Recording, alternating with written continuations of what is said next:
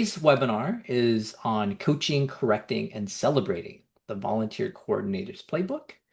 And super excited to have I guess this is our first time we've had Liesel sort of join us. And so really excited to hear her presentation. Before we dive in though, my name is Gunn. For those of you that don't know me, I'm the co-founder and CEO here at Civic Champs. I love doing tech and startups, and so that's kind of my past. And then I'm also the development committee chair for a local food pantry called Westminster Neighborhood Services. Fun story. We just had our big gala recently, and I decided to auction off as part of our silent auction um, my in-laws' dumpling making abilities. So it was like dumpling making with Grandma Han, right? And it was unbelievably popular. The top bid went over $1,000, which was mind-blowing. And then the second place folks wanted to do it as well, so we raised $2,000 on dumpling making, which I thought was incredible. And I told my kids every dumpling meal from here on out that Grandma makes is $1,000 meal. So. So anyway, if you're looking for ideas for your own fundraiser, any experiences like that, I guess, might give it a try. They may do even better than than you would imagine. So, um, but with that, let me introduce our guest speaker, Liesel, today. And last name Mertez, Mertez, am I saying that right? Murtis like Curtis. Murtis like Curtis. Liesel Murtis is an acclaimed keynote speaker and trainer and workplace empathy expert, right? And so yeah, it's all I don't need to read all the text since it's there, but yeah, after the death of your daughter, Liesel developed a deep understanding of what people need to feel supported at work, and after a disruptive life event, and has now founded Handle with Care Consulting, where she works with companies and event organizers who want to embrace empathy in the workplace. And she has her own podcast as well. So, Liesel, I'll let you kind of introduce a little bit more about yourself as well here, and then we'll dive in. It's so good to be with you. Some of my introduction will come just in presenting the content, but some additional fun facts. I am the parent of five children, four of whom are living. My oldest is headed off to the U.S. Naval Academy. She'll be rowing on the crew team out there. I have a great gluten-free bread recipe. If anyone wants to hit me up afterwards, it's hard to knock that out of the park, and I have a really good one. And I love the work that I get to do. I work with organizations across industries in the across the US and beyond. And I love helping people think about human skills as just that. Awesome. Well, we're excited to hear more. And as was seen in the chat already, some logistics, as for the presentation, we are going to send you the slides and the recording afterwards. The presentation is going to be about 30 to 40 minutes, and then we're going to have Q&A. Feel free to put questions in chat. I will be tracking them as we go along. And so if we don't get to them during the presentation, we'll kind of circle back at the end to make sure we cover those as well. Um, and now, yeah, now you're on the hook for the recipe. So if we got to put that in the chat. Good. Email me. It's my name, Liesel at Liesel Murtis. The gluten-free people need all the support they can get out there in the There you world. go. There you go. There you go. And then real quick, 30-second kind of promo on Civic Champs. So if you don't know us, we are a volunteer management software platform. Obviously, a number of you already use the platform, and that's why you're here. But we are an affordable, easy to use platform that's aims to eliminate manual work, right? And so everything from recruiting all the way through reporting, right? And so we were voted best value, best ease of use on Capterra. And this is kind of, some of the screenshots of what, the platform looks like in terms of onboarding, check-ins. We also collect feedback and reflections from your volunteers. And so, yeah, if you're interested, please reach out. My email is equally easy. It's gung, G-E-N-G, at civicchamps.com. So love to talk with people, especially if you're on Little Green Light or Blackbud. We are integration partners. Right? I think that was 30 seconds. All right. With that, Lethal, I'll have you share your screen and get out of the way. Great. Um, so I'm going to begin with a story. I can remember my children are older now, but they weren't always. And especially when they were younger, I was always looking for activities that everybody could do all at once. And so I was very excited when we came upon the YMCA Soccer League because all the way from my oldest to my youngest, everybody could participate. But it also had me going solo between four different soccer fields trying to see people's games. And Moses, who is my youngest, he was probably the least ready for soccer, but we threw him in just because. And so it was his first game. I had walked from Moses's field over to watch Jemima, my next oldest, and I'm cheering her on and the chaos that is youth soccer. And I looked to my left and there is Moses right beside me. He had actually just wandered off his soccer field, wandered across a couple more, and just came to join me. And I had to explain to him, no, Mo, you've got to go back. This is your soccer game. And he had a tendency that whole first game to just wander off and try to follow me wherever I was going. And the second problem that he had with that coach was as the game was ending and the coach was calling everybody over, Moses happily gave him a nice little swat in the backside to his coach. And I just remember putting my head down and thinking, oh, the work of a volunteer coach can be a little bit thankless. You're working with these people and you're not fully in charge and you're trying to get them all to move in one direction. And it's probably a dynamic that many of you in the room have experienced as well. When you are a volunteer coordinator, sometimes it's thankless, and sometimes you're having people wandering off or metaphorically hitting you in the backside and wondering how to deal with it. And those are some of the challenges and dynamics that we'll be talking about in our time today. Also, by way of a little bit deeper introduction, to myself and how I got into this work that I do. This is a picture that Ada, who's my now 18-year-old, drew and gave to me. She showed it to me and she said, "Look, Mama, it's you." And even as I look at it now, I can think, you know what? She was on to something at the time because when she drew this picture, I was in my first year of an MBA program. I had two small children at home, and we had just buried our daughter, Mercy Joan. And we were about 6 weeks out. I was not just okay or ready to easily move on. I was someone who oftentimes experienced myself as a high achiever, and I knew that I needed support. And there were some people who were really well equipped to give it, and there were other people who had no idea how much they missed me when they missed me. And her life and death, she would have been 15 this year, many things in my story, but also the seed of the work that my consulting company does. I realized I was in this really expensive 2-year program that was entirely devoted to minting the next generation of leaders and managers, and we weren't spending 5 minutes of a single class session talking about how you support people in the midst of their disruptive life events or your own. And I love talking, whether it's with volunteer organizers or I just got back from speaking at an oil and gas company in Oklahoma City. Regardless of the industry, we all need to be talking about human skills as just that. They are related to your personality, but foundationally, they are also skill sets that directly affect both your people and your bottom line. They're something that we all can and should be working to get better at. A brief overview of our time together this afternoon, and my goal is to have this be more interactive and story based, not just to get through slides, but we're going to talk about some of the challenges facing volunteer coordinators, some of the common obstacles that you might meet in yourself as you think about how you encourage and move people along in their tasks, and also how we coach, correct, and celebrate those that are in our care. Before we do that, though, this is the number one stickiest tool that I use when I talk with organizations. What are you still using? What are you putting into place? And I'd like us to do it now. And I'm just going to stop sharing for a moment to focus on it. It's the stoplight check-in.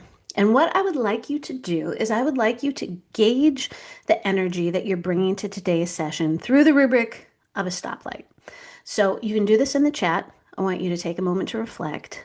Green is you're here, maybe you're starting a long weekend, somebody made you lunch and it was so good, whatever makes you green. Yellow, you're showing up, but it's a little bit hard. There's some things humming in the background. Or red, you're here, but it's difficult. So take a moment in the chat. How are you feeling? Red, yellow, or green? And as you do that, know that I know that there's a measure of anonymity in being in a virtual audience, but any prompt or thing to discuss is always an invitation and never a demand. You don't have to feel like you're forced to participate if you don't want to, especially if some of the prompts feel like they land a little close to home. You can see, even as it's coming in, we've got people showing up with a range of different energies. This is also true for the volunteers that show up for any event you're putting on, anything that's there. And I've done enough of this to know that probably about a third of you yellows, if you are feeling really candid and comfortable, are actually red. But we have a big bias, right, towards positivity and productivity in the workplace. If someone asks you how you're doing, you can drop this in the chat. If I ask you, how are you doing? What do I expect to hear back? How you doing? How you doing, Summer? Selena? Yeah, we great, good, busy. We're always busy. And as someone noted at the top, we say fine if our whole world is falling apart, but we are still fine and hanging on. But the reality is there's all kinds of things in the world outside, especially it's a little bit of an unsettled, chaotic global moment that people are bringing in. So, let me tell you just quickly how the stoplight check-in can be helpful for any team that you are a part of. First, it gets you better information right off the top. Sometimes a volunteer will show up and our brain likes certainty, right? We like to understand what's going on. And if you see someone who's arms folded, pitched back, they're just kind of a step behind everybody. We read all kinds of things into that interaction, which may or may not be true. We can think they don't want to be here. They're unprepared. They've never liked me. And while occasionally those things are true, many times how people show up is more related to their life outside of work than anything that's going on. So it gets you better information right off the start of where people are. It also cues up meaningful follow up. If someone is yellow or red, maybe you think about where you're assigning them, or you don't ask them for a ton of participation right off the bat. It also, after the interaction or the meeting, you can follow up. Hey, you said you were yellow. You said you were red. Is there anything that would be helpful to talk about? Is there anything that we should shift in the dynamics of the day?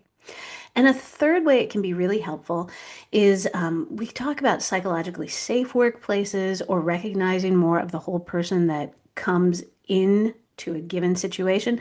And sometimes it can be hard to know where to start. I know that some of your teams and organizations are knocking it out of the park. You spend a lot of time knowing your volunteers and the things that are important to them. For others of you, you're like, I don't even know where to start. And the stoplight check-in is a really low barrier way to entry that you can start introducing a little bit more of that like world outside of just the task we're doing. That can sound like this.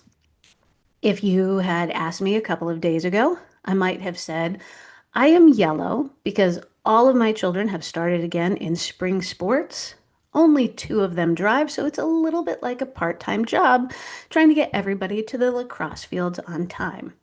And what that introduces is, hey, we can talk about things. We can know each other a little more broadly outside of just what we're doing. So whether it is in for-profit corporations and financial services or on volunteer teams, the stoplight check-in is a really helpful tool just to build knowingness and cohesiveness in your teams. I'd love to hear in the chat, even as we move on, some of the things that maybe you're already doing. Maybe you have a check-in like this that is really working. Maybe you call it something different.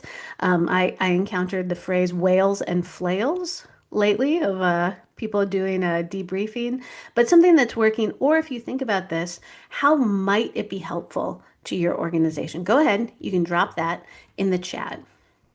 As we think about how we help, we've used this term, and this is part of what I do, of empathy in the workplace.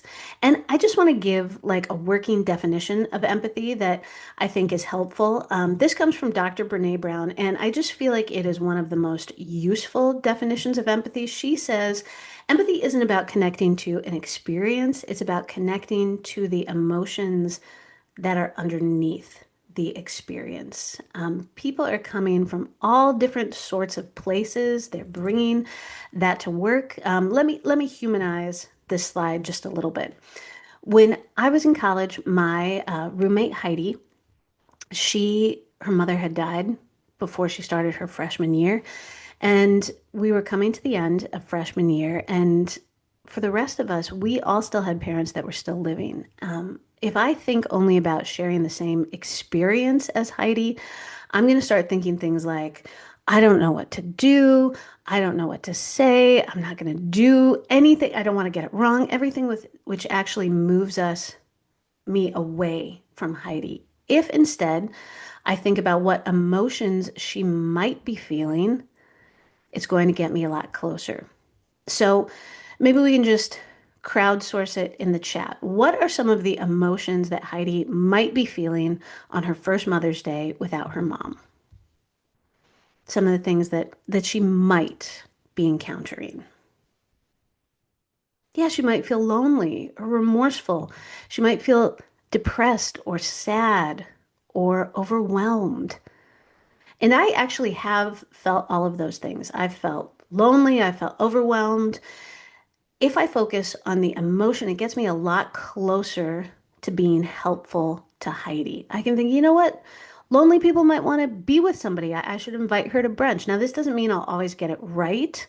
I might invite her to brunch and she might say, are you kidding me? I don't want to see everybody out there happy with their moms. That just sounds horrible. And then I can pivot in real time. It doesn't mean I always get it right. I suddenly think, oh, Heidi is not lonely.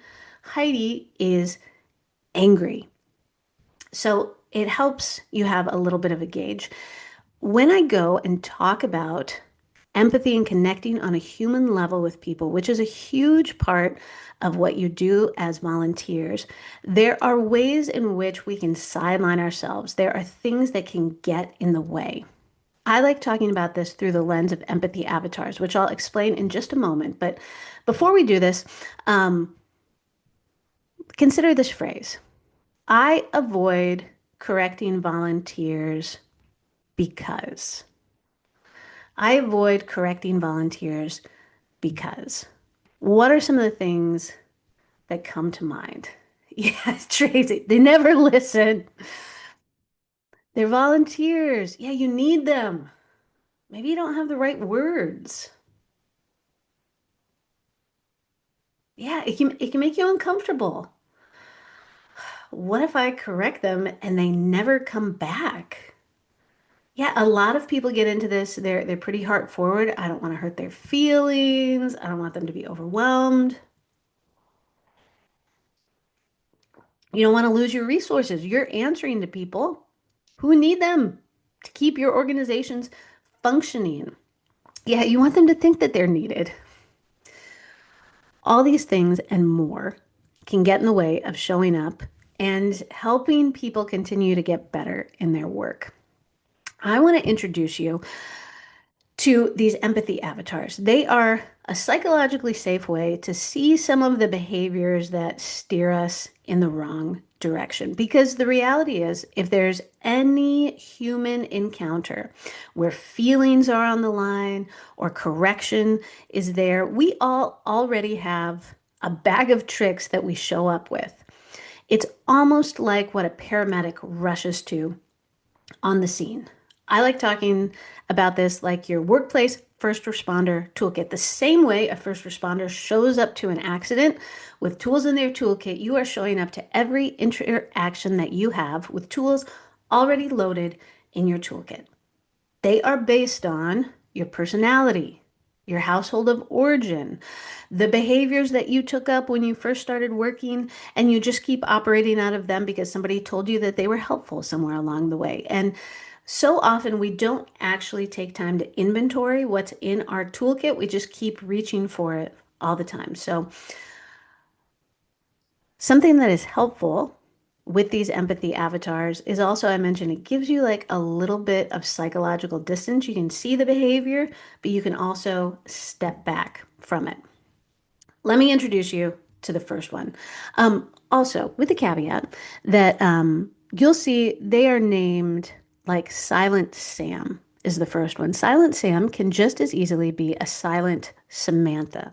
These are not gendered tendencies. And I haven't had a moment to look through all of your names on this call, but I do know that Karens have had a very hard go of it in the public consciousness over the last couple of years. Please know these names were only chosen for alliterative purposes if your name happens to come up. So let me introduce you to the first. We have Silent Sam or Silent Samantha. They just want to not rock the boat. They want to completely avoid dealing with it. They default to silence. And what happens if you just keep overlooking a behavior? You can drop it in the chat. I know that some of you are in this churn right now. What are some of the things that happen when you think, I won't say anything. I'll just keep going, just keep my head down. Yeah, it gets worse. It will continue. Other people see it. It's like a contagion that's there. Let me encourage you, even as we talk about some tools in the toolkit, defaulting consistently to silence and just absorbing it is not a long-term strategy. It's a coping mechanism that creates more problems down the line and oftentimes more work for you because if someone is doing it poorly or they're causing damage to other volunteers, you know who's cleaning up the mess. It's usually you. Stepping forward and saying something and saying it early is really helpful. And we'll talk about some language a little bit later on. Let me introduce you to the next one. This is Buck-Up Bobby or Barbara. These people don't always gravitate to volunteer coordination roles, but I see them a lot in the for-profit world. They are really good at getting things done. And they are so focused on the task and the deliverable that they don't care about the person, they don't care about the feelings. And their growth path is to say, you know what, I can still be focused on the task, but still not sound like a jerk and acknowledge the person's feelings along the way. Then there is Fix It Frank or Francine. We actually really like these types. This can partner with that Silent Sam because they get stuff done at work. When I work in executive circles, almost to a person, people identify with this fix it energy. They jump in with solutions. They're often found in leadership. It can be a path to burnout too, though. This is where they're taking on so much of the extra weight on themselves. Can I get an amen or a that's me in the chat? Have any of you found yourself embodying just this fix it modality? If it's not working, if I can't get them to do it, I'll just take it on myself. You find yourself working longer hours, deep in spreadsheets, the last one putting the chairs away. Yeah, it can happen when you're not paying attention and you're not thinking.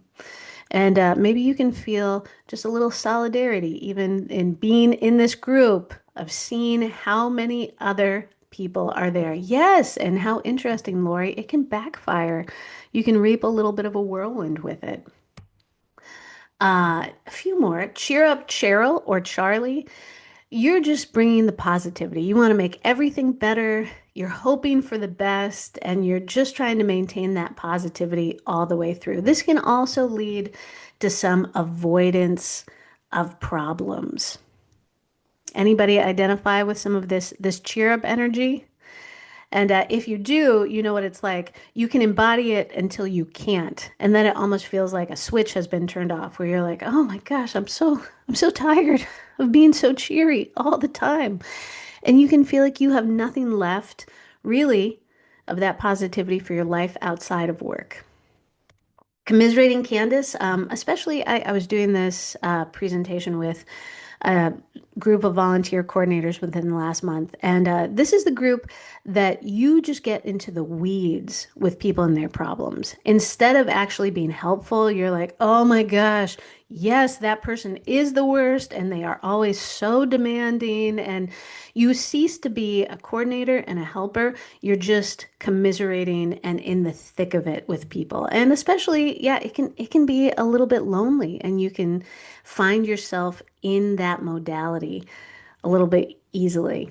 Any commiserating Candaces or Charlies? And then a final one to consider, and you'll have this in your post-session PDF, is just getting defensive. This usually happens at the end of a really long day where you felt like you've eaten it all day long, and somebody is bringing up an issue or a problem, and you think you have no idea. You have no idea everything that I have to do, and here you are coming at me just for a moment of consideration. I know we went through those quickly, but as you think about these different types, it's not binary, it's not one or the other, but what do you most identify with? Or also, I know some of you are part of teams. Where do these personality types, these postures, these avatars show up? Where do you see them? Go ahead and take a moment in the chat to consider.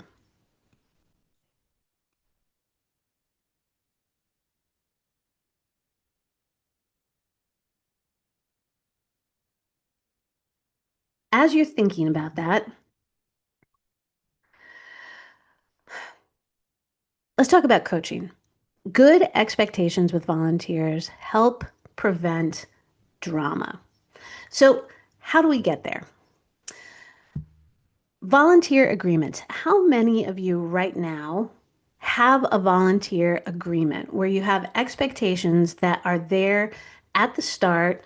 And we'll come back to this, but you have a set of expectations that are known by everyone that you have at the very start. How many of you have something like that already in place? Yeah, Penny says we finally do. It can be really helpful to have. It is most helpful not just at the beginning. It's like onboarding in any role. People can see something once and then they can forget about it. Let's have a deeper dive question. How many of you both have a volunteer agreement, but periodically have found ways to remind people of that volunteer agreement? Yeah, I see some nodding. Yes, you just send it out to everyone to read again and sign some acknowledgement. It's part of many discussions. I love that, Barbara. This should be an anchoring, it's almost like a value statement. How we want to show up, what we're about, and just like any value statement, maybe in the job prior to the one that you've had before, you were in a place where you knew what it was like to just have values up on the wall, but they weren't really referenced. They rang kind of hollow. As you think about what you're developing, make sure that it's something that you really want to stand behind. This encapsulates who we are, and then find touch points to be able to talk about it. That can be in an email, that can be being reminded of it. It's also really good verbally to be able to do. Remember, we want to show up with care and excellence. That's one of our founding values. Today we have a lot of buses of fifth graders that are coming through. They might be kind of rowdy, they might leave some trash behind, but we want to show up with care and excellence. So I'm going to be working really hard to help all of us remain patient and present. Statements like that are a reminder of those value statements in real time. And especially, I mean, I'm hoping to be helpful in fostering conversation, but I would encourage you be looking at the chat right here of what other people are doing and how they're reminding themselves. This is a great place for you to get ideas, to think about it. For those of you who have not, like you don't have one, this is just boilerplate, but also helpful to consider.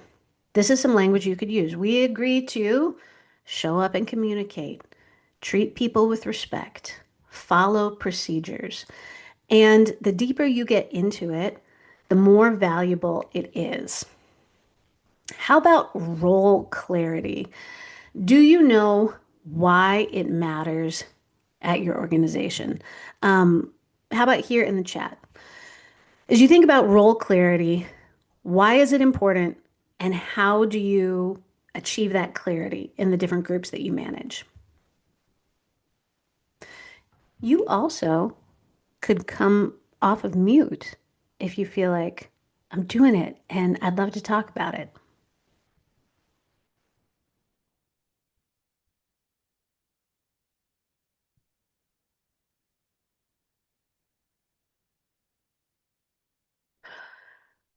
Role clarity is important. Yeah, because it helps align, like we're in a sport role. This is what you're doing. This is what the expectation is. And so often we can just be so excited to get bodies in the room or people in the right seat that we're just sending them out and they lack that clarity. Clear is kind and kind is clear. How about if then statements? If this happens, then this will follow. How many of you have some clear if then statements that help you manage behavior? If you don't, let me encourage you to have this in your toolkit. And again, you'll have a post session PDF that comes with some of these things.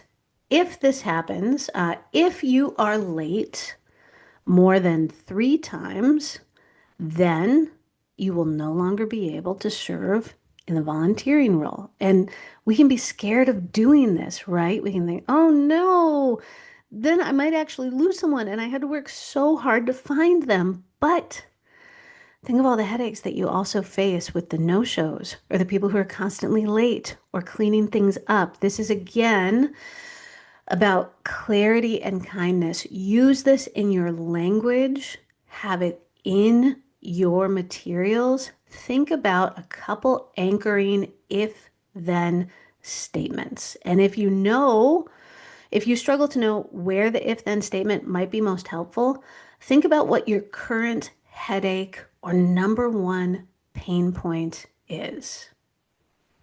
Go ahead and have that in mind. If you feel comfortable sharing, also because it's helpful to know that we're not shouting into the void or all alone. Think about what that number one problem is. And if you want, drop it in the chat. What's the issue you're dealing with or really wrestling through when it comes to volunteer behaviors?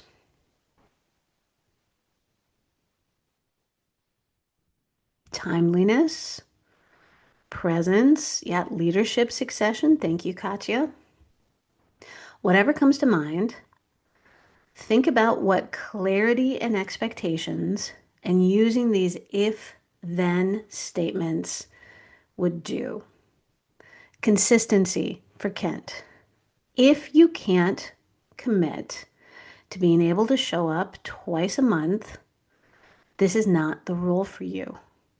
You actually want to be able to have the right people in the role instead of constantly having to manage the headaches of people who aren't showing up. So if then statements can be really helpful. Let's try some language rewrites with this in mind. We can do it in real time in the chat. Let me share with you a statement that could use some skilling up. Maybe many of you have said this. Please try to be on time. And maybe let's take someone from the crowd. If you would be willing to come off of your mic, what is a better way of phrasing this with clear expectations, maybe some if then statements instead of just please try to be on time?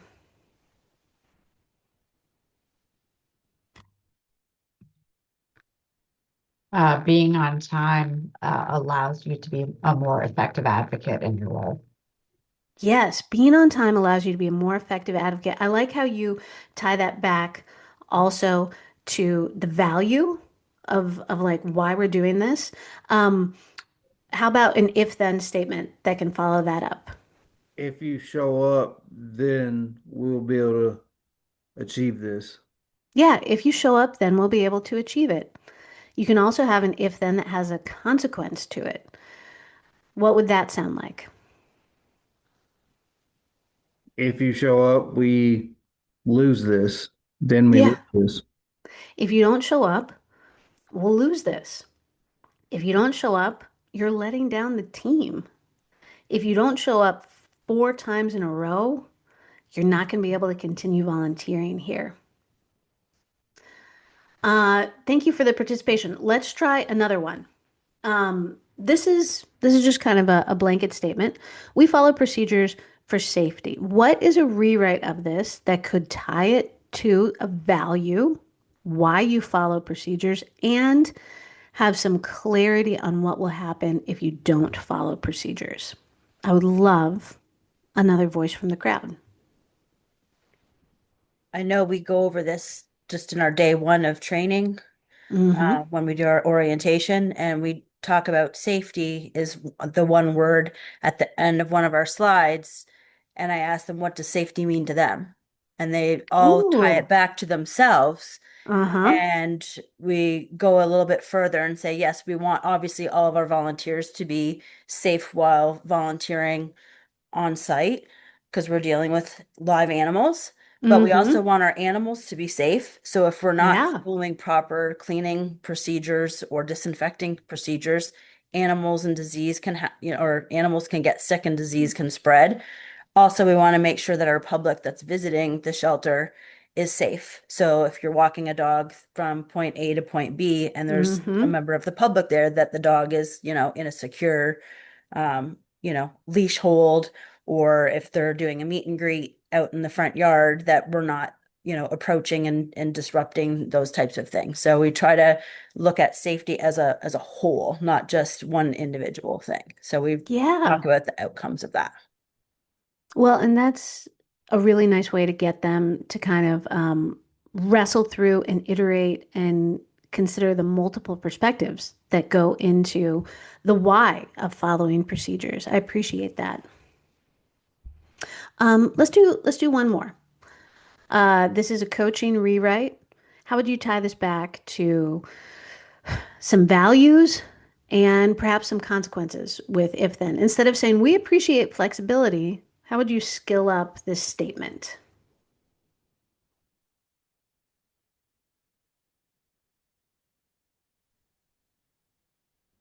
You could say something along the lines of, if we ask you to fill in or adjust, etc., it's because we trust you and know that you're going to do a thorough job and provide a good example for the other volunteers.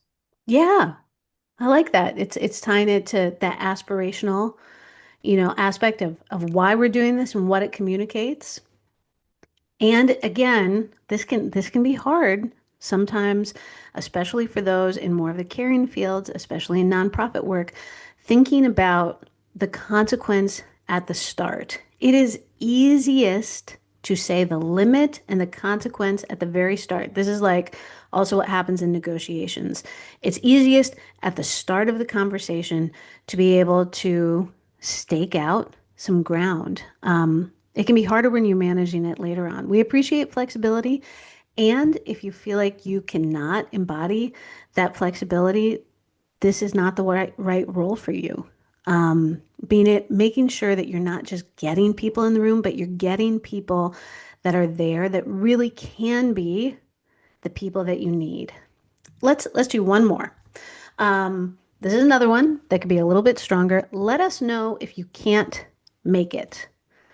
Let's have it with a if then statement at the end. How can we make this stronger and communicating with more clarity for volunteers?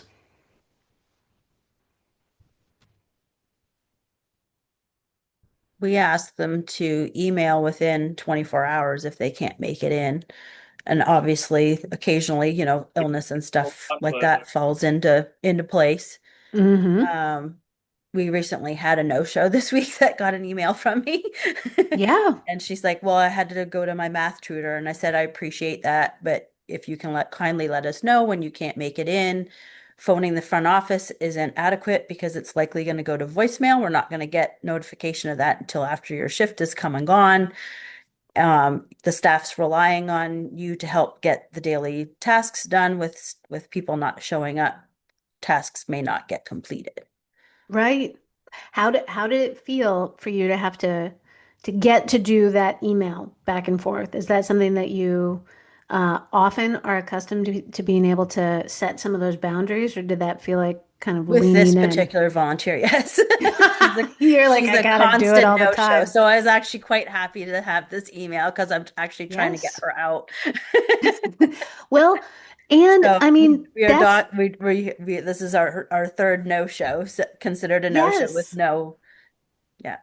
And there's a truth to that, and you could hear it a little bit in her voice, right? Like this person is causing headaches, and it's actually helpful for us to get them out. Volunteer efficacy is really, really important. And if someone is causing a lot of a drain, giving these clear statements of expectations can actually help you in the long run. It will save you the future headaches by being able to be clear. And it also allows people to be able to know the standard is there and it's being upheld.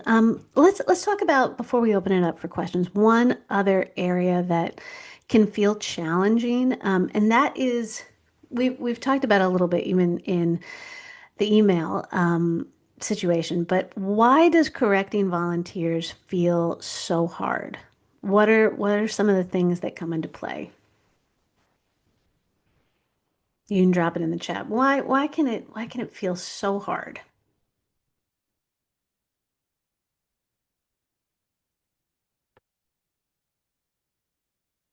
Some of you noted you don't want to hurt feelings. You don't want to feel overwhelmed. Sometimes we're just so busy that as we're thinking about how to correct them, we think, "Oh my gosh, yeah, they're volunteering, we're people pleasers, they're not paid, all of these things." Let's talk about some of the things that can make correcting feel a little bit better. You need to be able to name the pattern or the incident. It's most helpful if it has happened more than once, although sometimes things are so egregious that you just need to name them in real time. And I know some of you, you're looking at this and you're like, oh my gosh, that's more work. But it really will help you in these conversations to not just be having a conversation that is vibes only about, like, I just feel like, oh, maybe some things haven't been going well. And it can be in a Word document, it can be in a notebook that you carry. Take a moment to write down the date, what has happened. So when you go into that conversation, you can be able to say, not, Tom, you're kind of an unreliable volunteer who's crappy with the guests. That is an attack on the person. And yes, when we're tired or overwhelmed, it can be easy to default to that because you're just wanting to get it done. Think about, though, when you begin the conversation, naming the behavior. Tom, you've showed up late to the last three opening nights that we've had. And I've noticed that you were inattentive and dismissive to four different guests on that second night. Now, next, take a moment to name the impact on the people or the mission.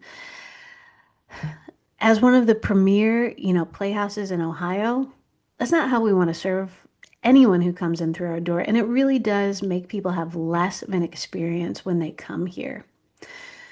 I want to remind you that in our volunteer agreement and what we all come around is that we want this to be a safe and welcoming space for everyone. So, as a next step, I really need you to be able to commit to both being here on time and treating the guests with more attentiveness. Is that something that you feel like you can do? So these four steps will really help you. I mean, it doesn't magically make it. So if you're conflict averse, suddenly you're like, I'm ready to go. I'm there. But it will give you more confidence of knowing that you are working a process of communication instead of stumbling into something that makes you feel really off balance. Name the pattern or the incident. Take the time to document it. It will actually make these conversations go so much more smoothly. You can do it in the notes section of your phone. You can do it in a voice memo. You can do it after the occasion, whatever you find that works for you.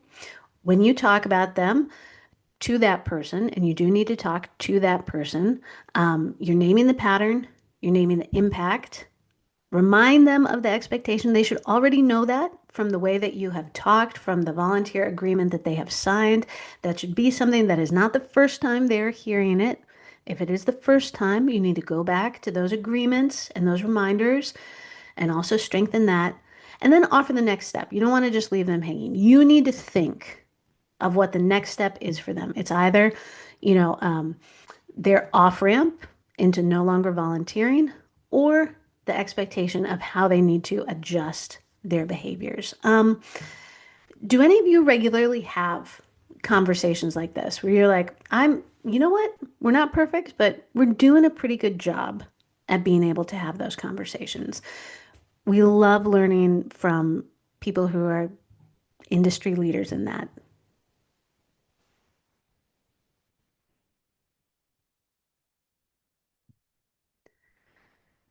Or on the other side, if you're thinking about some of the behaviors that you're managing, how does that process, how might it be helpful for you to go through those steps? What would it alleviate or help with?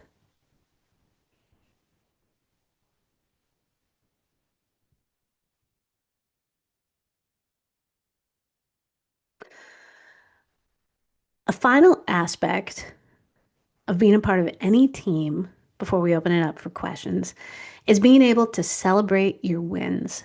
There is so much of a churn. There's so many things that we're doing. You all have lives outside of your volunteer coordination role, and especially in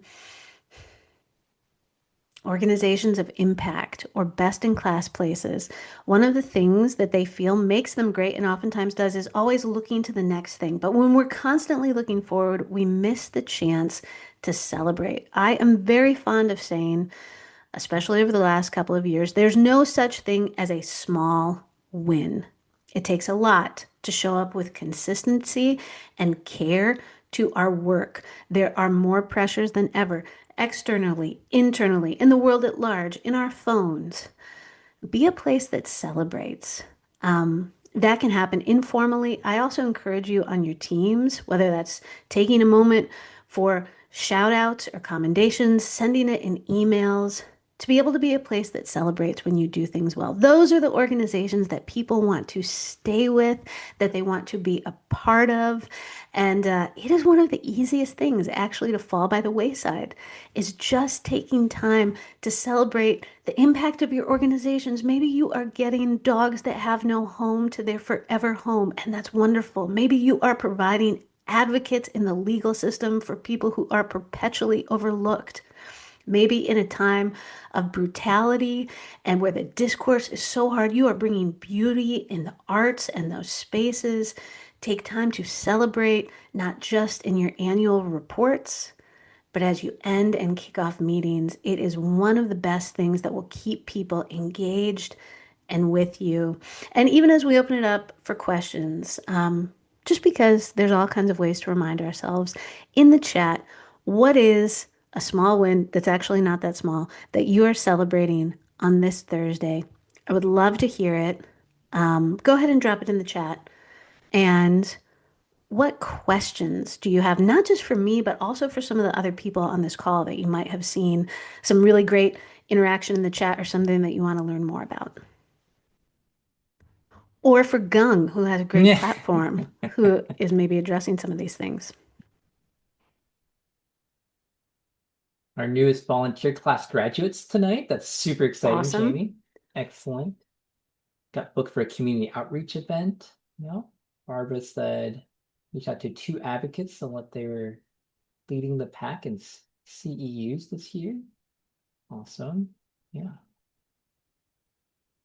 One of the things, Liesl, that we do, we have we call them team talks for our company and team. Yeah. And we do, what's it's pretty straightforward. It's just what's going well, what can we improve on?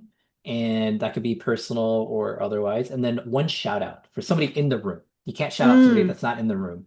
And that, I think, to your point on celebrating, but both our wins, right? We talked about those, but really on the interpersonal level, I think really helps because sometimes, we don't always tell people those things. You're like, mm. I saw you do something amazing. And I think that could be something you could do with volunteers too, right? Get everyone together, especially your regulars, and have them shout you or each other out and say, yeah, I think you were so helpful the other day. I love that. Gung, how long have you guys been doing that? And was there something that led you to think we need to start doing that? Or has it just been in the DNA of the organization from the beginning? Yeah, pretty much from the beginning. I borrowed this from a previous organization I was Mm. at, right? And we do team kickoffs and team learnings, and then this is kind of our monthly cadence to keep Hmm. some of those things going. But yeah, we've continued to do them. It's once a month. We do them once a month, Yeah, and we never skip them. We could we can reschedule, but even then, we make sure it happens. So that's good. yeah. I see Dan. Yes, it's compliment a situation well managed or how they interacted with the client. Yep. I also want to encourage as we're wrapping up some of our time and you're preparing to go back into your Thursdays. I know in any webinar or thing, like there's a number of different concepts or things that are coming at you. There's no way that you're going to remember all of it in the midst of all the other pieces of information in your calendar and in your brain that you're trying to keep. That's one reason that you have a PDF residual or the slides to be able to look through. But there probably is one thing that is rising to the fore for you that you say, I want to focus on that. Maybe that is, I want to remind people more of that volunteer agreement. Or, Mm, wow, I really want to upskill some of my language. I realize I'm not speaking clearly, tying things back to our values. Or maybe I got to talk to that person and use some of those if then statements to be more clear on what the consequences are. Or, gosh, I am wasting a lot of emotional energy managing that volunteer who just is only going to be a drain. I need to give them an if mm, then statement and move them on. Or maybe for you, it's, I really want to celebrate more. Our team is doing great stuff and we're missing that piece. So it might be something else. It might be realizing a little bit about your avatar and how you show up. But as we close out our time, I would like you to drop in the chat what is the one thing that you want to take away, the one thing that you want to really focus on in this next week? Oh, I like that line, David. Catch them doing good. It's good for mm. volunteers. It's also good for parents. Yeah. Need to remind myself of that as well. Yes.